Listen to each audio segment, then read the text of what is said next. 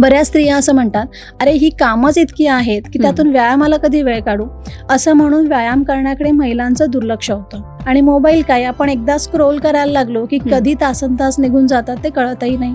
परिणामी त्यांच्या झोपेवर सुद्धा त्याचा परिणाम होतो. झोप प्रॉपर होत नाही आणि स्क्रीन टाईम वाढल्याने सुद्धा त्याचा हृदयरोगावर परिणाम होऊ शकतो.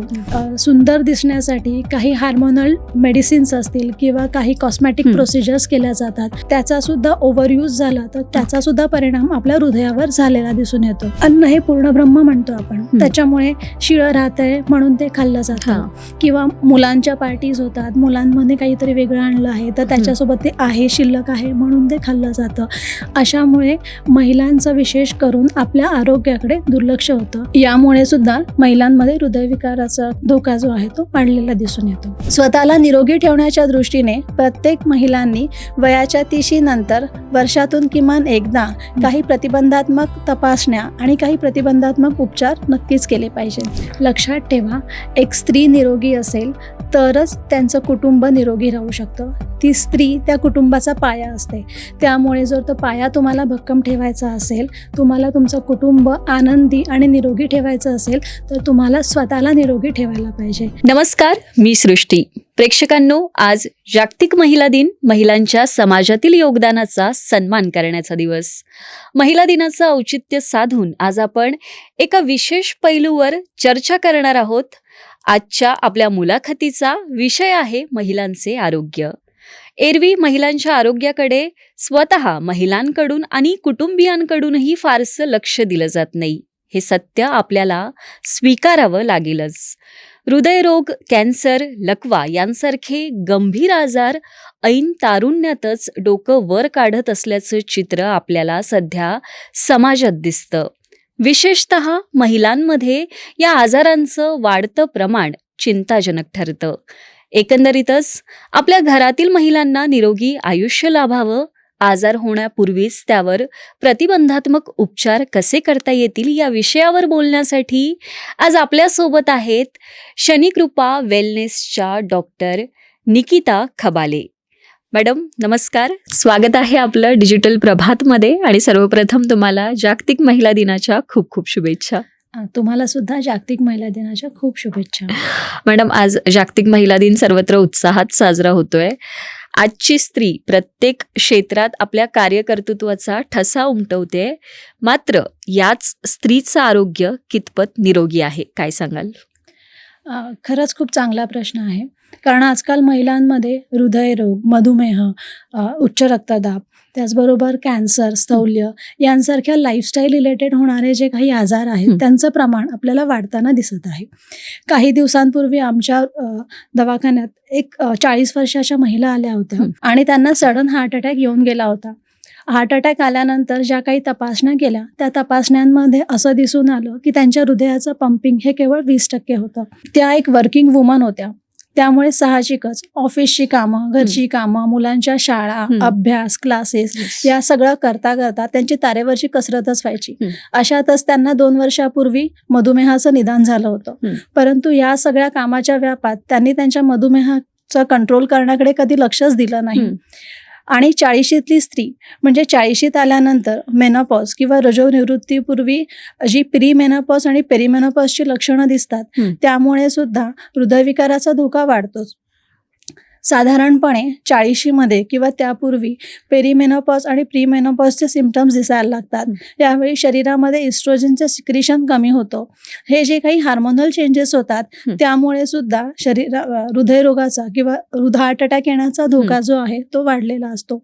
अशातच जर महिलांना स्थौल्य, मधुमेह, ब्लड प्रेशर यासारख्या जर तक्रारी असतील, स्ट्रेस असेल, झोपेचा अभाव असेल तर त्याचा सुद्धा हृदयावर परिणाम झालेला आपल्याला दिसून येतो. आपण बऱ्याच वेळेला असं पाहतो की एखादी स्त्री आपल्या मुलांना, आपल्या नवऱ्याला किंवा आपल्या घरच्यांना घेऊन डॉक्टरकडे जाते, परंतु अशा खूप कमी स्त्रिया आहेत की त्या डॉक्टरांकडे स्वतःहून जातात की मला हृदयरोग होऊ नये म्हणून मी कोणत्या प्रिव्हेंटिव्ह मेजर्स करू, किंवा माझ्या घरामध्ये माझ्या आईवडिलांना हृदयविकाराचा त्रास आहे, त्यांना डायबिटीस आहे, तर मला भविष्यात असा धोका होऊ नये म्हणून मी कोणत्या प्रिव्हेंटिव्ह तपासण्या केल्या पाहिजेत, किंवा मला डायबिटीस आहे, मला ब्लड प्रेशर आहे, पण त्याचा शरीरावर दुष्परिणाम होऊ नयेत यासाठी मी भविष्यात काय केलं पाहिजे. अशा तक्रारी घेऊन किंवा असे प्रश्न घेऊन खूपच कमी महिला आमच्याकडे येतात. परंतु ही वेळ आहे की आपण आपल्याकडे लक्ष दिलं पाहिजे. त्यामुळे महिलांनी स्वतःच्या आरोग्याच्या दृष्टीनं एक पाऊल उचलायला काही हरकत नाहीये. स्वतःला निरोगी ठेवण्याच्या दृष्टीने प्रत्येक महिलांनी वयाच्या 30 नंतर वर्षातून किमान एकदा काही प्रतिबंधात्मक तपासण्या आणि काही प्रतिबंधात्मक उपचार नक्कीच केले पाहिजेत. मॅडम, तुम्ही बोलताना आता महिलांमधील वाढत्या हृदयरोगाबाबत सांगितलं, तर बदललेली जीवनशैली असेल, वर्क बॅलन्स असेल, यामुळे वाढलेला ताणतणाव असेल, तर या सर्व गोष्टी मॅनेज करताना, सांभाळताना महिलांना तारेवरची कसरत करावी लागते. तर एकंदरीतच महिलांमधील जो वाढता हृदयरोग आहे त्याकडे आपण कसं बघता? महिलांमध्ये जे हृदयरोग होतोय किंवा ही जी कारणं आहेत हृदयरोग होण्याची, त्या कारणामध्ये प्रामुख्याने व्यायामाचा अभाव. बहुतेक वेळेला काय होतं की घरामध्ये भरपूर कामं आहेत, त्या कामातून व्यायाम करायलाच वेळ मिळत नाहीये, किंवा बऱ्याच स्त्रिया असं म्हणतात, अरे ही कामच इतकी आहेत की त्यातून व्यायामाला कधी वेळ काढू, असं म्हणून व्यायाम करण्याकडे महिलांचं दुर्लक्ष होतं. दुसरी गोष्ट म्हणजे बऱ्याच वेळेला काय होतं की हाऊसवाईफ्स असतील किंवा नवरा कामावर गेला, मुलं शाळेत गेली, तर त्यानंतर रिकाम्या वेळेमध्ये TV, मोबाईल बघितले जातात. आणि मोबाईल काय, आपण एकदा स्क्रोल करायला लागलो की कधी तासनतास निघून जातात ते कळतही नाही. परिणामी त्यांच्या झोपेवर सुद्धा त्याचा परिणाम होतो. झोप प्रॉपर होत नाही आणि स्क्रीन टाईम वाढल्याने सुद्धा त्याचा हृदयरोगावर परिणाम होऊ शकतो. बऱ्याच स्त्रियांमध्ये असं होतं की त्यांच्यामध्ये हृदयरोगाची लक्षणं दिसायला लागतात, परंतु असं असतं ना की मी काल उशिरा झोपले किंवा माझ्या खाण्यामध्ये काहीतरी वेगळं आलंय, तर त्यामुळे ॲसिडिटी झाली असेल, अपचन झालं असेल, असं म्हणून बऱ्याच स्त्रिया त्याकडे दुर्लक्ष करतात. बऱ्याच स्त्रियांमध्ये कामाचा स्ट्रेस असेल किंवा झोपेचा अभाव, काही स्त्रियांमध्ये डिप्रेशन असतं, त्या डिप्रेशनसाठी काही मेडिकेशन चालू असतात, किंवा त्याचबरोबर सुंदर दिसण्यासाठी काही हार्मोनल मेडिसिन्स असतील किंवा काही कॉस्मॅटिक प्रोसिजर्स केल्या जातात, त्याचा सुद्धा ओव्हरयूज झाला तर त्याचा सुद्धा परिणाम आपल्या हृदयावर झालेला दिसून येतो. त्याचबरोबर वयाच्या 40मध्ये आल्यानंतर काही महिलांमध्ये PCOD, PCOS यांसारखे आजार असतात, थायरॉइडच्या समस्या असतात, त्यामध्ये सुद्धा हार्मोनल टॅबलेट्स घेतल्या जातात. या एकंदरीतच बाकीच्या जे काही लाईफस्टाईल रिलेटेड जे काही आजार असतात, त्या आजारांमुळे सुद्धा काही महिलांमध्ये डिप्रेशन येतं. मेनोपॉजमध्ये जसं मी म्हटलं की प्री आणि पेरीमेनोपॉजमध्ये शरीरामध्ये इस्ट्रोजेनचं सिक्रेशन कमी व्हायला लागतं. हे इस्ट्रोजेन जे आहे ते आपल्या हृदयाच्या रक्तवाहिन्या ज्या आहेत त्या मजबूत ठेवण्याचं काम करतं. वयानुसार जसं जसं इस्ट्रोजेन कमी होतं तसं तसं त्या रक्तवाहिन्या कमकुवत होतात आणि अशा वेळी हृदयविकाराचा किंवा हार्ट अटॅक येण्याचा धोका हा देखील वाढतो. आणि त्याचबरोबर सर्वात महत्त्वाचं म्हणजे अन्न हे पूर्ण ब्रह्म म्हणतो आपण, त्याच्यामुळे शिळं राहतंय म्हणून ते खाल्लं जातं, किंवा मुलांच्या पार्टीज होतात, मुलांमध्ये काहीतरी वेगळं आणलं आहे तर त्याच्यासोबत ते आहे, शिल्लक आहे म्हणून ते खाल्लं जातं. अशामुळे महिलांचं विशेष करून आपल्या आरोग्याकडे दुर्लक्ष होतं. यामुळे सुद्धा महिलांमध्ये हृदयविकाराचा धोका जो आहे तो वाढलेला दिसून येतो. आणि मॅडम, बरेचदा असं होतं की आजार हे अचानक डोकं वर काढत नाहीत, आपलं शरीर पूर्वीच काहीतरी सिम्पटम्स, संकेत देत असतं त्याचे. तर हृदयरोगाबाबत असे काही संकेत आहेत का जे आपली बॉडी देते, किंवा महिलांमध्ये हृदयरोगासाठी असे काही वेगळी म्हणजे वॉर्निंग साईन्स आहेत का? काय सांगा? हो, कारण बहुतांश वेळा आपल्याला असं वाटतं हृदयरोग म्हणजे छातीत तीव्र वेदना येणं म्हणजे हृदयरोग, पण तसं नव्हता. हृदयरोगाची काही सौम्य लक्षणं सुद्धा शरीरामध्ये दिसत असतात. महिलांमध्ये पुरुषांपेक्षा वेगळीही लक्षणं दिसतात. म्हणजे महिलांमध्ये दिसणारी ही जी लक्षणं आहेत पुरुषांपेक्षा थोडी सौम्य स्वरूपाची असतात.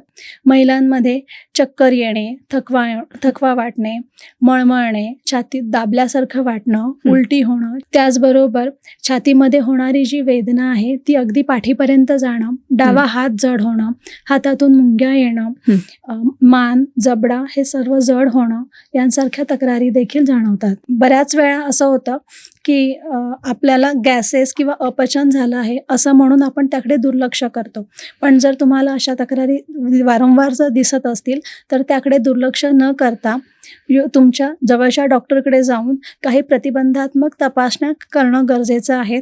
त्यामध्ये तुम्हाला हे निष्पन्न होईल की तिथे हृदयाचा त्रास आहे की दुसरा कुठला त्रास आहे. मॅडम, तुम्ही आत्ताच बोलताना प्रिव्हेंटिव्ह उपचार या विषयाला स्पर्श केला, तर नेमकं प्रिव्हेंटिव्ह उपचार म्हणजे काय आणि आपल्याकडे कोणकोणते प्रिव्हेंटिव्ह उपचार पद्धती उपलब्ध आहेत? प्रिव्हेंटिव्ह उपचार पद्धती म्हणजे कोणताही आजार होण्यापूर्वी तो आजार होऊ नये यासाठी काही प्रतिबंधात्मक तपासण्या केल्या जातात. त्यामध्ये काही उपचार पद्धतींचा देखील समावेश होतो आणि लाईफस्टाईलमध्ये काही बदल केले जातात. प्रिव्हेंटिव्ह ज्या तपासण्या केल्या जातात त्या तपासण्यांमध्ये काही रक्ताच्या तपासण्या केल्या जातात. यासोबतच 3 डायमेन्शनल कार्डिओव्हॅस्क्युलर कार्टोग्राफी या तपासणीचा सुद्धा यामध्ये समावेश होतो. प्रिव्हेंटिव्ह कार्डियक ट्रीटमेंट्समध्ये आपल्याकडे EECP ट्रीटमेंट, यालाच आपण एनहान्स्ड एक्सटर्नल काउंटरपल्सेशन असंही म्हणतो, ही एक US FDA अप्रूव्ड ट्रीटमेंट आहे. या उपचार पद्धतीमुळे हृदयाच्या रक्तवाहिन्यांमधील होणारा जो रक्तपुरवठा आहे तो वाढवला जातो. परिणामी हृदयातील रक्तवाहिन्यांचं जाळं वाढतं. त्यामुळे हृदयाचं पंपिंग वाढण्यास देखील मदत होते आणि भविष्यात होणारा हृदयविकार सुद्धा आपण त्यामुळे टाळू शकतो. त्यासोबत चिलेशन थेरपी किंवा आर्टेरियल क्लिअरन्स थेरपी याचा समावेश होतो. या ट्रीटमेंट्स सलाईनद्वारे दिल्या जातात. त्याचबरोबर ओझोन थेरपीचा समावेश होतो. ओझोन थेरपीमध्ये आपण मेडिकेटेड ऑक्सिजनचं ओझोनमध्ये रूपांतर करतो आणि हा ओझोनेटेड सलाईन जे आहे ते आपण रुग्णाला देतो. त्यामुळे रुग्णाच्या रक्तवाहिन्यांमधलं जे ऑक्सिजन आहे ते सॅच्युरेशन वाढवतो. परिणामी हृदयाला ऑक्सिजनेटेड ब्लडचा पुरवठा वाढल्यामुळे हृदयाचं जे आरोग्य आहे ते देखील सुधारतं. त्याचबरोबर आयुर्वेद आणि पंचकर्माच्या काही उपचार पद्धती देखील उपलब्ध आहेत. योगोपचार उपलब्ध आहे.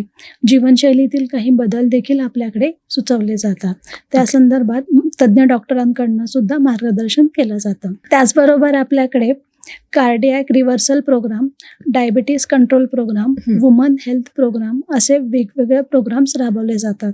मॅडम, आज जागतिक महिला दिन, तर एक महिला नेतृत्व म्हणून आपण आपल्या महिला भगिनींना सुदृढ आणि निरोगी आयुष्यासाठी काय आवाहन कराल?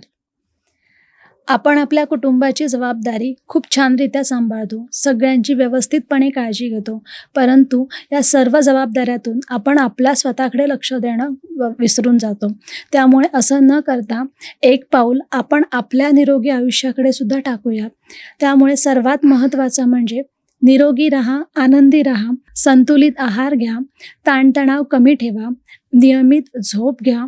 सर्वात महत्त्वाचं म्हणजे जर तुम्हाला कोणती लक्षणं दिसत असतील तर त्याकडे दुर्लक्ष न करता तुमच्या डॉक्टरनं कन्सल्ट करा. योग्य त्या तपासण्या वेळोवेळी करून घ्या. लक्षात ठेवा, एक स्त्री निरोगी असेल तरच त्यांचं कुटुंब निरोगी राहू शकतं. ती स्त्री त्या कुटुंबाचा पाया असते. त्यामुळे जर तो पाया तुम्हाला भक्कम ठेवायचा असेल, तुम्हाला तुमचं कुटुंब आनंदी आणि निरोगी ठेवायचं असेल तर तुम्हाला स्वतःला निरोगी ठेवायला पाहिजे. त्यासाठी आपण सर्वांनी आपल्या आरोग्याच्या दृष्टीने एक पाऊल नक्कीच उचलायला पाहिजे. चला तर मग आपण सुद्धा आपल्या निरोगी आरोग्याच्या दृष्टीने एक वाटचाल करूया. अगदीच मॅडम, धन्यवाद. स्त्रियांच्या, महिलांच्या निरोगी आयुष्याबाबत जी काही माहिती तुम्ही आम्हाला, आमच्या प्रेक्षकांना दिली ती फार महत्त्वाची आहे. तुमचे पुन्हा एकदा मनापासून आभार. धन्यवाद. तर प्रेक्षकांनो, या होत्या शनिकृपा वेलनेस सेंटरच्या डॉक्टर निकिता खबाले. महिलांच्या आरोग्याविषयी महत्त्वपूर्ण अशी माहिती त्यांनी आपल्याला दिली आहे. अधिक माहितीसाठी तुम्ही स्क्रीनवर दिलेल्या क्रमांकावर संपर्क साधू शकता. तुर्तास इथेच थांबूया. पुन्हा भेटूयात अशाच महत्त्वपूर्ण विषयासह. धन्यवाद.